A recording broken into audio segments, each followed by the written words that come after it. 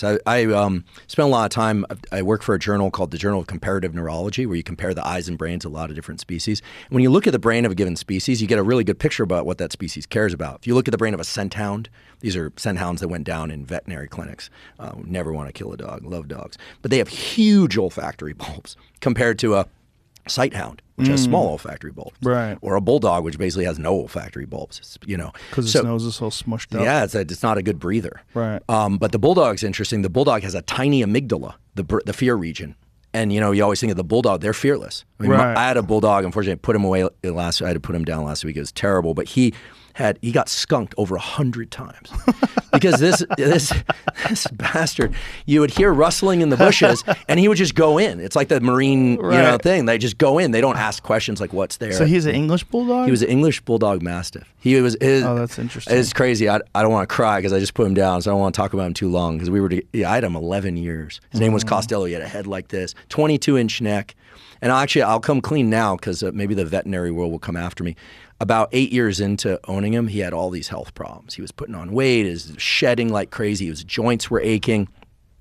And a friend of mine said, well, why don't you put him on a little bit of testosterone?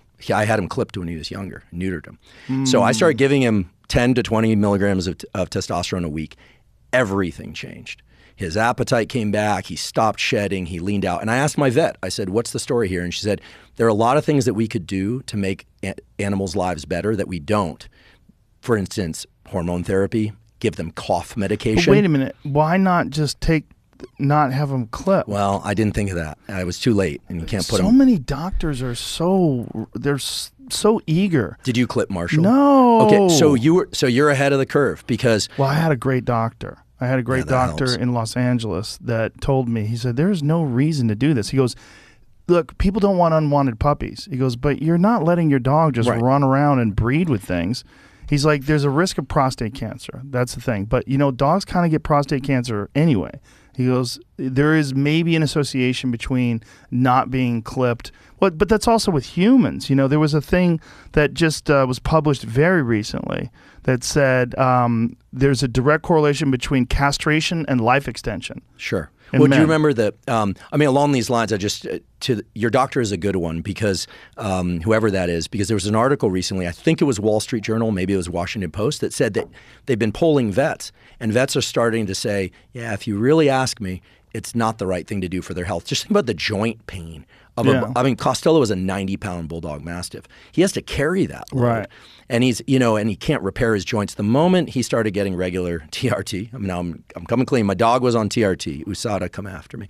He was happier. He slept better. His breathing got better. Everything was better. Of course. At the end, like a nerve degeneration thing got him. But, what we do to these animals is terrible. You can't castrate a male animal unless you have an exceptionally good reason to do it. I think it's actually cruelty to animals to do it, and I confess I did it not knowing better. There's a reason why they give testosterone to help depression in male species. Well, there's a lot of people that are trying to influence people to do it. Like when you go to your vet, like I had a bulldog who was a mastiff rather, who died a few years back.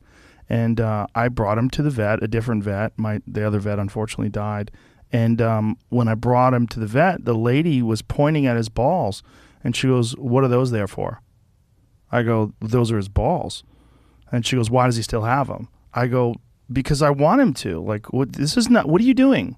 Like, this is not what he's here for. He's here for something else. Like, I think they scare people or something. But well, she was just making it seem like it's a mandatory thing that you have to do to a dog. No. And I'm like, why? No. Tell me, because I know I did it to one of my dogs in the past, and he immediately got lackadaisical. He lost a lot of his enthusiasm. I did it to him as an adult. Yeah, that's rough. Yeah, and he lost all of his energy. It was crazy to watch it drain out of him, and I was like, this is fascinating. Like he just stopped having energy, stopped having enthusiasm. It was just like all of his gas just went out of the system.